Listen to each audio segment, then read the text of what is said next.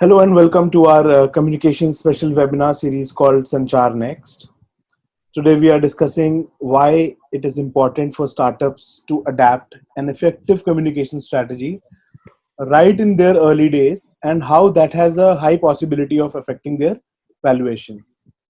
So starting with a big thanks to our sponsor Communicate India, which is a 360 degrees brand solutions and PR agency. I am Rahul Puri, editor of Agency Reporter, and our first guest today is Abhi Kumar, who is India investment lead for Microsoft's venture fund called M12. So, Abhi leads Series A to C venture equity investments for M12 in India. Welcome, Abhi. Thank you, Rahul. Thank you, everyone.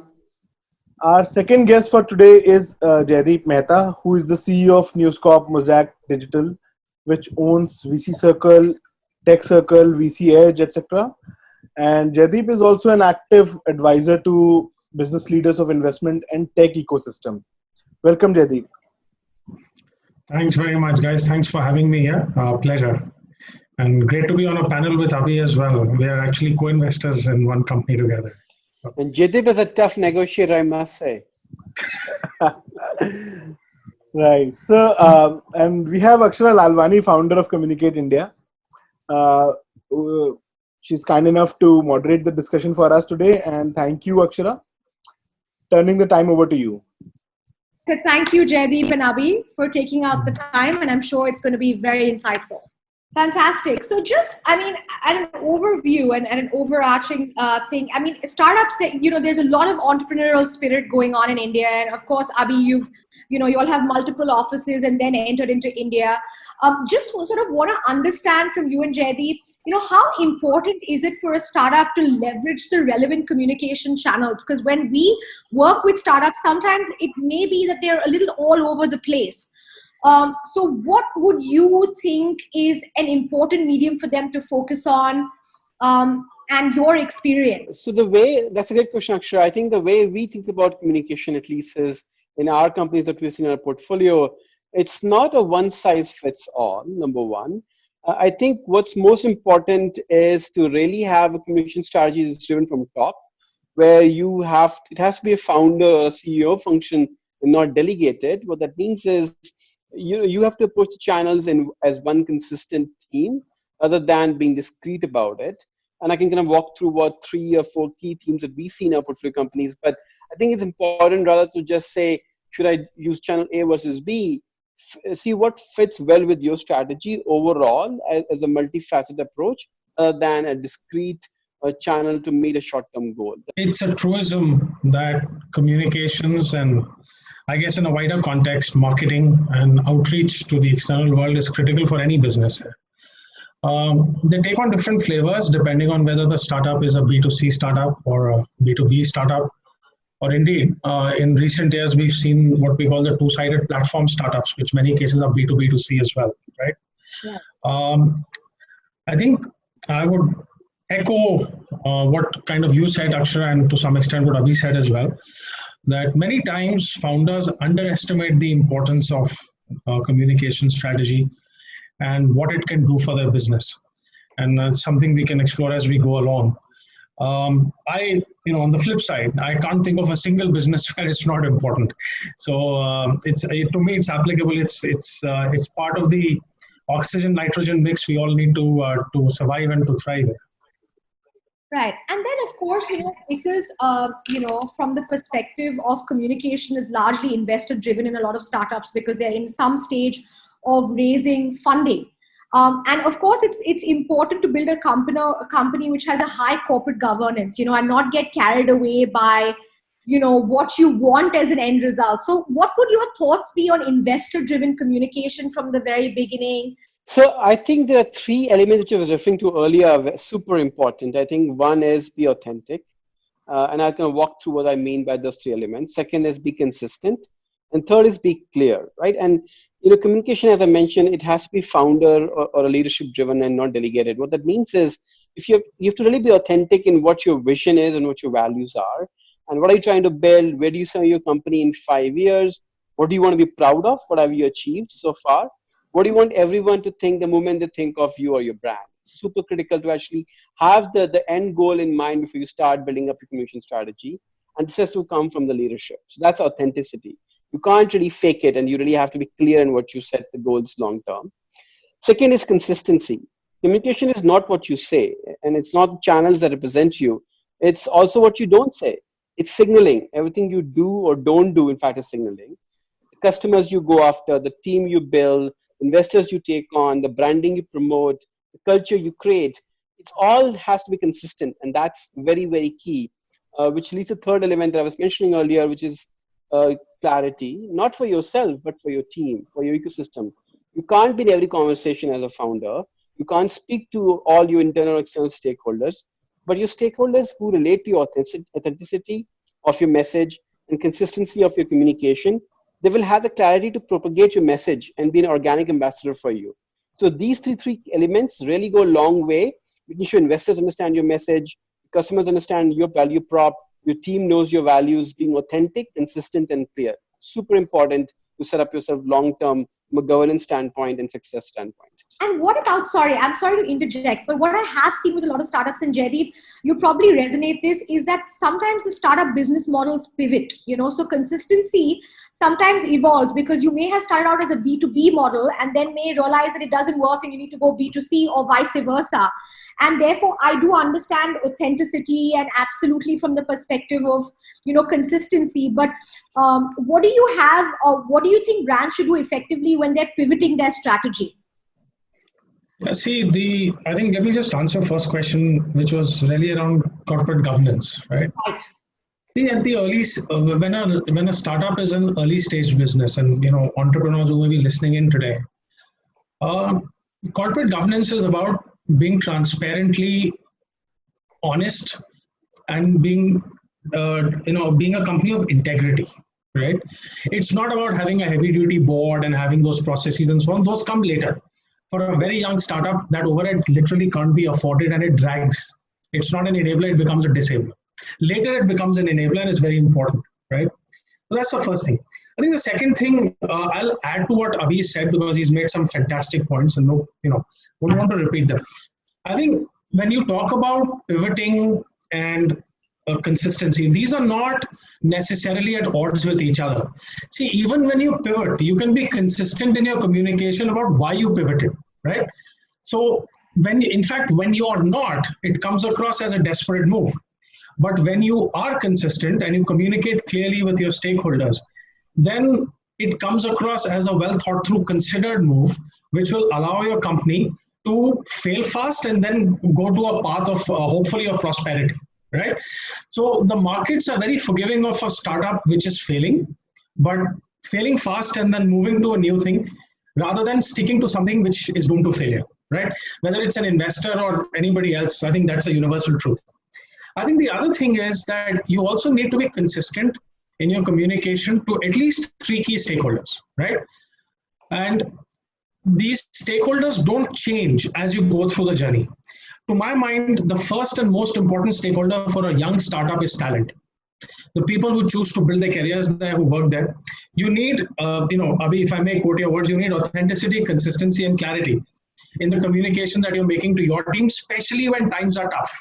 When times are good, everything's great. But when times are tough is when you really need to stand up straight, have a backbone of steel, and say, times are tough and here's what we're going to do about it. The second really important stakeholder is your customer, right? And we've got innumerable, we've got a Starbucks where there was a racial incident and they shut the whole chain down worldwide for a day and trained every single employee, right? And then more recently, we've had a CEO of a US foods company who's actually not just condoning racism, he's actually backing it.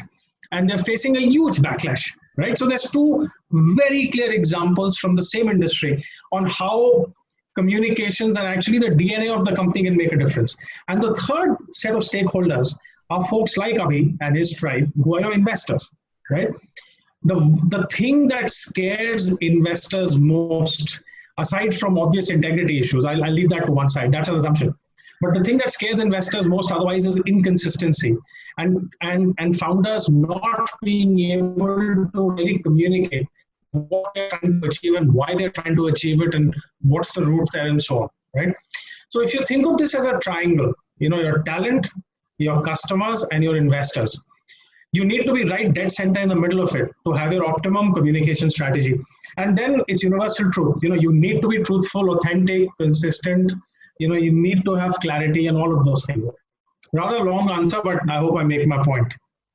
Absolutely. I think these were great insights from you, Abhi and Jaideep, and of what, we need to look at authenticity and, importance of integrity, and also communicating. Many times when companies pivot, which they actually deter themselves from doing that because they think it will make them look shifty or indecisive. But in fact, it's pretty important to communicate authentically at that point.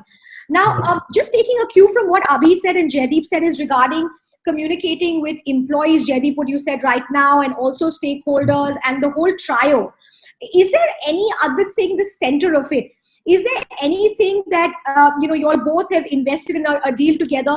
Is there anything ideal as the ideal balance of external communication? Because many a time startups tend to focus either too heavily internally or too heavily externally.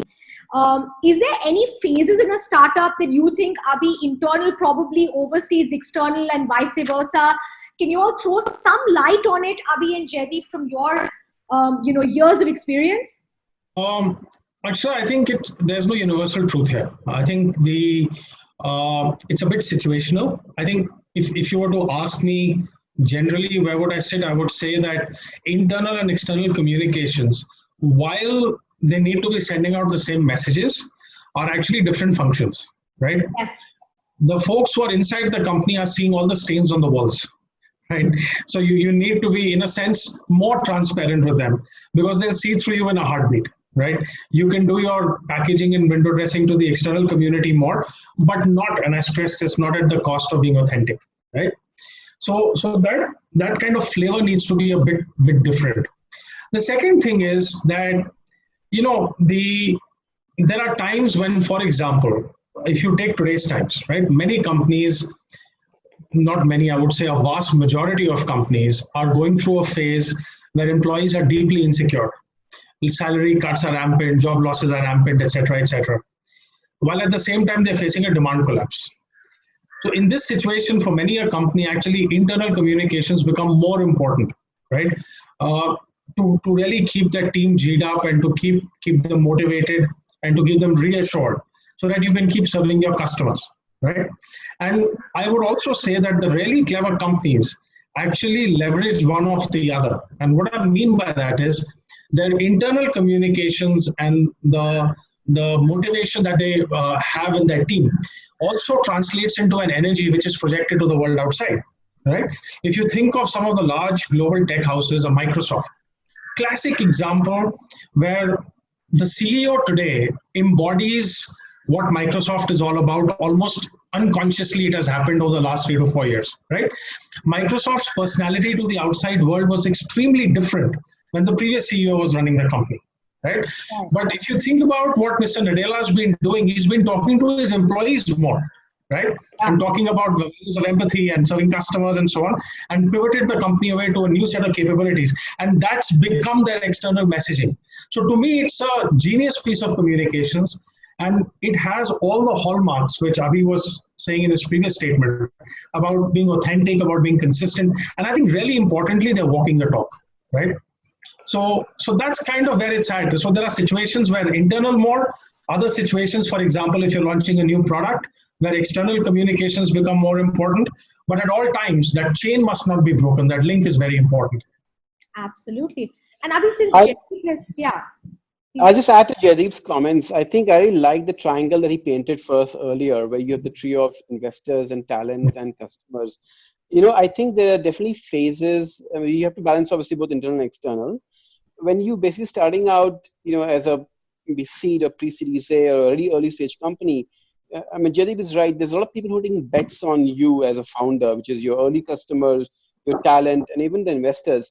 It's really important to make sure you, in fact, focus on being very, very transparent. And I would even use the word over-communicate internally. The people are clear in which boat they are in and how much water is in the boat. I'll give an example. And even as investors, I'll give an example. We had a bunch of reference calls on a company. and we were speaking to the customers, and there were customers who were talking about some issues with the product, etc. But one thing they said very clearly, all the customers of this company said, whatever issues we had with the company, and they were very clear on the challenges they're facing and how they can fix it and the timelines.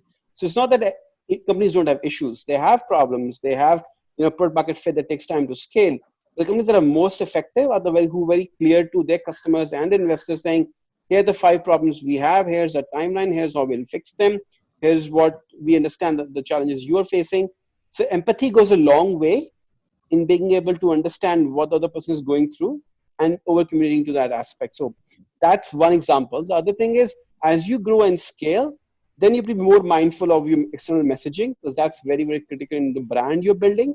But I would suggest, it depends on the phase. Earlier on, be over communicate internally if you have to. And as you build the brand, be conscious of those authenticity, consistency, and clarity. That comes with time, but that's a balancing act. Right. No, absolutely. And, when you're dealing with change, like the pandemic that's happening, and that's actually happening into an economic bit of a situation as well, a large situation, how do you communicate that change to employees? Because there's so much, I understand being authentic and being transparent, but sometimes even when you're being transparent, there's so much of panic and anguish amongst, just the whole stakeholder fraternity. Is there a way that you think, Abhi, during your journey, and Jaideep, you all have had examples of people who've handled it right?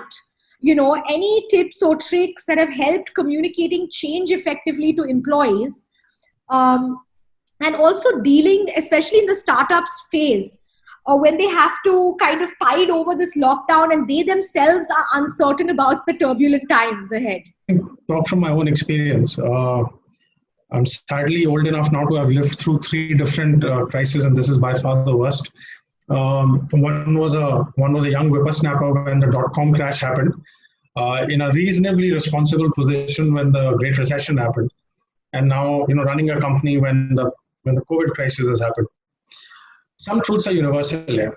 If the CEO or the leader, by whatever name, has built credibility over a period of time with the employees, they will stand by you when the problems hit.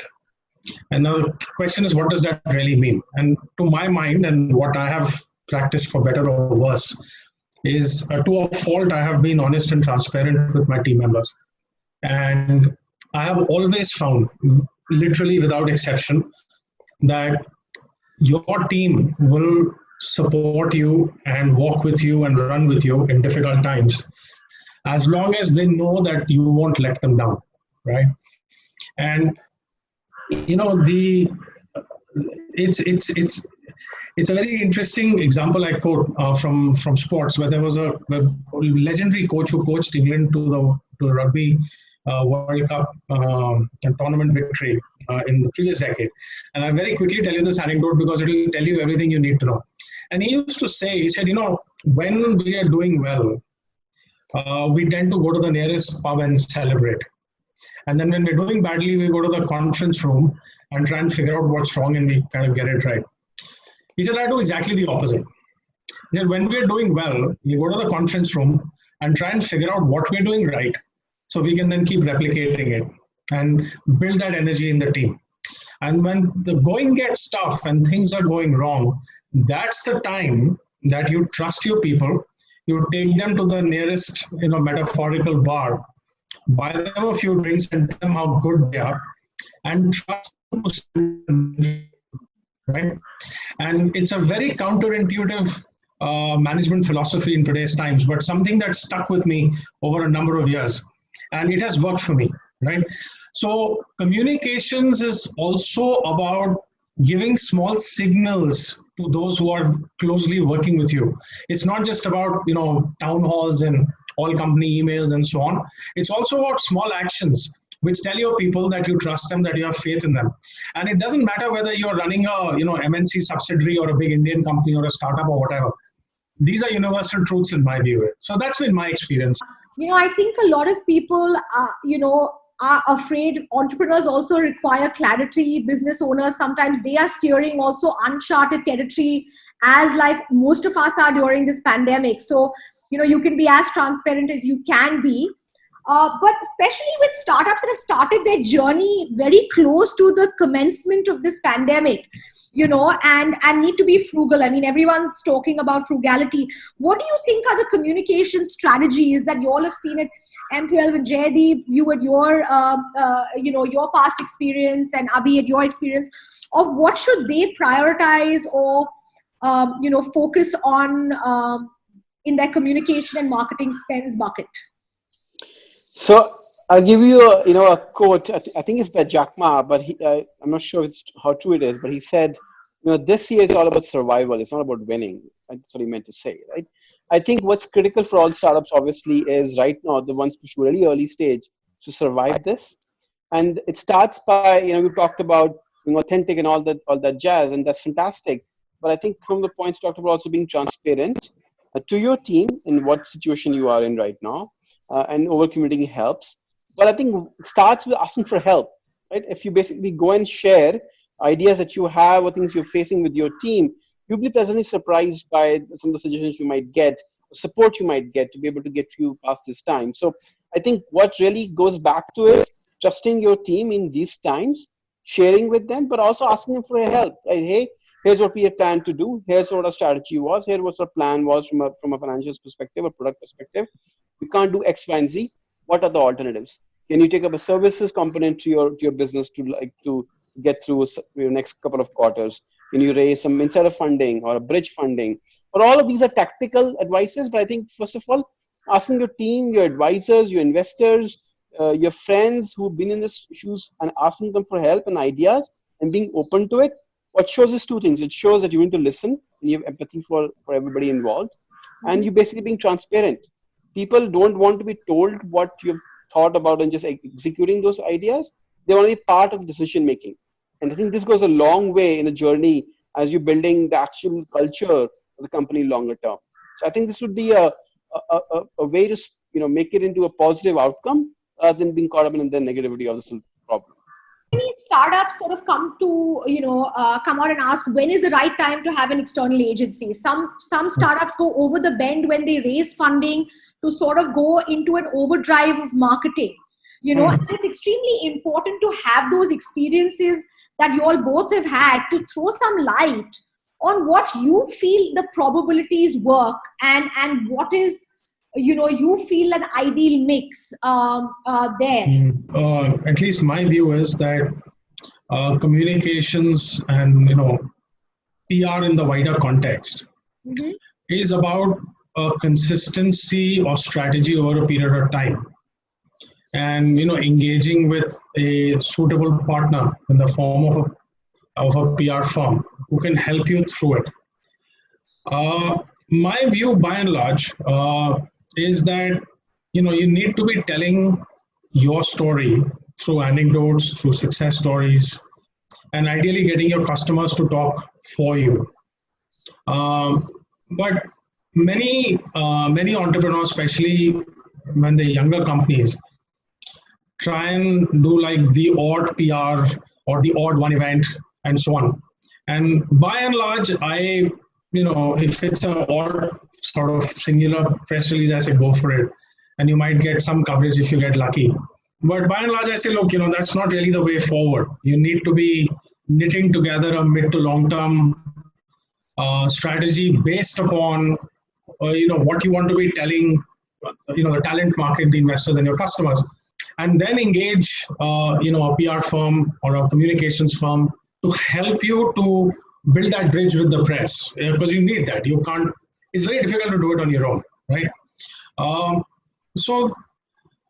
And once again, I think as startups travel the journey, they tend to realize this themselves, right? Many founders upfront underestimate the power of communications.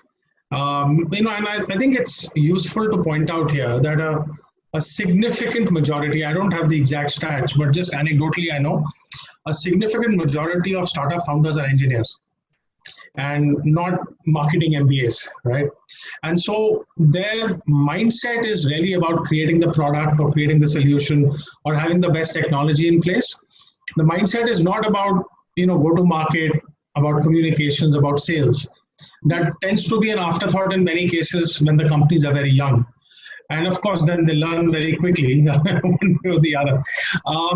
So it's important for especially those folks who are from an engineering kind of background and engineering mindset. And I use engineering in the widest sense, by the way, to recognize that this is a long-term game. And it's something which is woven around storytelling, around content, and around continuous engagement. And you can't do it sporadically or episodically and expect to get a full bang for your buck here. So I have three words to say to this question. One is outsource, second is outsource, and third is outsource. what I'm trying to say is, I have a lot of respect for people who basically are experts in this. So my advice to any of our founders is the things that you're good at, what's your core USP, you stick to that. Whether it is product, it is building a community, it is customer solutions, you stick to that. Finance, you outsource to somebody who knows finance for 20 years. Marketing, you outsource to somebody who knows marketing for 20 years, or whatever the number of years of be. But the intent is, when you have the ability to go to get help, people who have been doing this across the board for years and decades, why wouldn't you take the experience in mind? Because no one person cannot be an expert in finance and strategy and communications and product and engineering, etc. So I think that's the first advice I give to everybody. You would never do your own legal work, right, or your own tax work. You would outsource to a CPA or to a lawyer. Same goes with marketing and communication. And I think, as Jaideep said, it's a long-term vision, and which has to be executed very, very critically in line with the company's scaling up. So it has to be outsourced, in my opinion. And outsource could be multiple ways, which doesn't mean you give up control. It still comes from your core values and mission for the company, but you just take help along the way. Absolutely. And just before we wrap up, one slightly more difficult question is, when you're a startup and not funded, right? You're answerable and the company spokesperson is generally the CEO or the co-founders, etc. But when you get investors, or you get other partners involved, there are multiple people that determine the culture of the organization, right? And when the CEO were to talk with the media, the investor, how do you bring about that bridge? Is there any, recommendations of getting aligned that the personal traits of the CEO and the goal points and objectives of the investor are met holistically to ensure that the communication perspective meets both perspectives and it doesn't look disjointed? Sure. So I'll take a quick stab at that.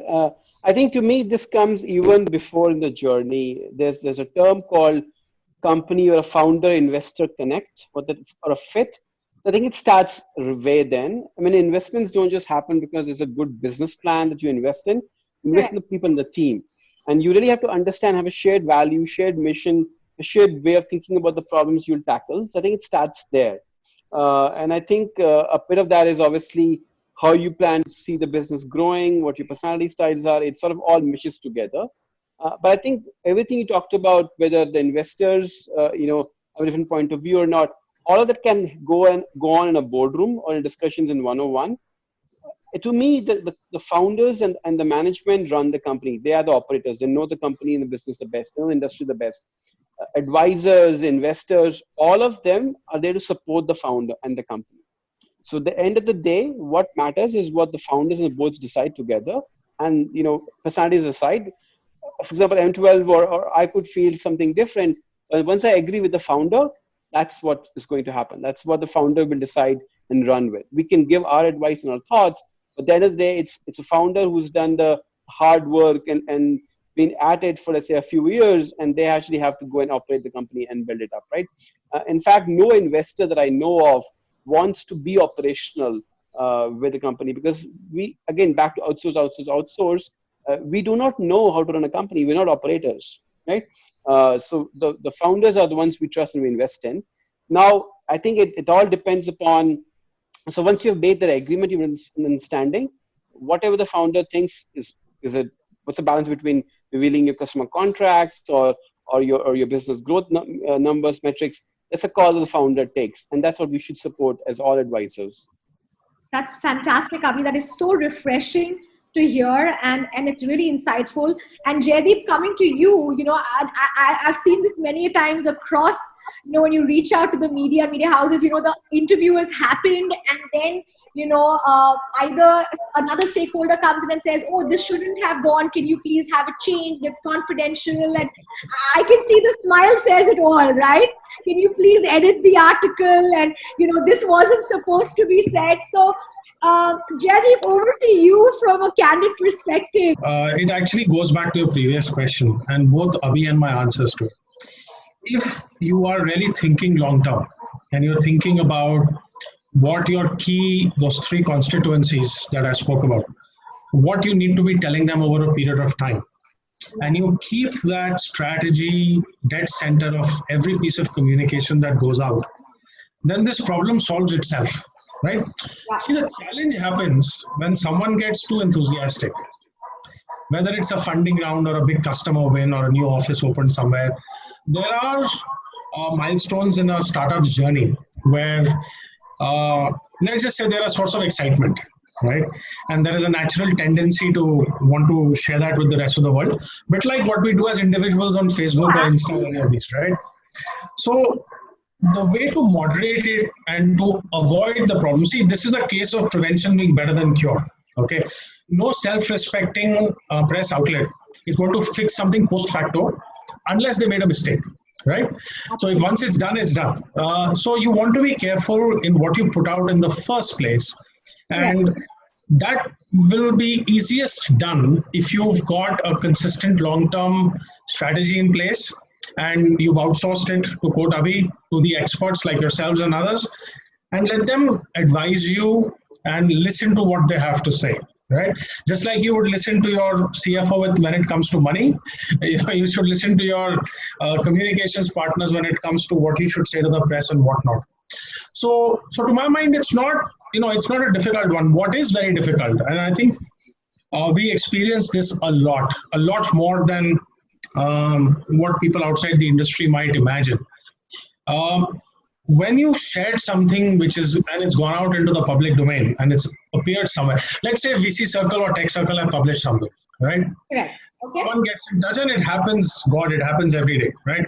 This is very sensitive. This is going to damage our process. This might damage our business. So the question that my editors will always ask, did we get something wrong, right? So our policy is very clear that if we've put out something which is a factual inaccuracy, correct, we have absolutely zero ego in fixing that, right? We will acknowledge we got it wrong, we'll fix it in a heartbeat. But someone comes to me and says, yeah, our funding round chal raha hai, and your journalists have published this and it might damage. I said, you're doing your job and they're doing theirs well. And they seem to be better at their job than your bankers are at theirs at keeping things confidential, right? So I shrug my shoulders and walk away. And it's the way the world works, right? The press is paid to publish news of public interest. And our stakeholders are our readers, and our biggest stakeholder is integrity.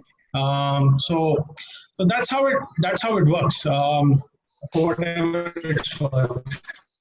No, I think it's fantastic, and I think it's really, we really appreciate this being candid, because it's not only startups, it's also people from the respective fields listening to this, and this just helps give best practices out across the board. And I think this is a great learning experience. I really want to thank you, Abhi, and I really want to thank you, Jaideep, for your time and doing this and being as candid and so very insightful for everyone starting out. And indeed, it was a super amazing discussion. Thank you, everyone, for taking out time from your very busy schedules to join us today for this webinar. Appreciate you all being here. See you next time.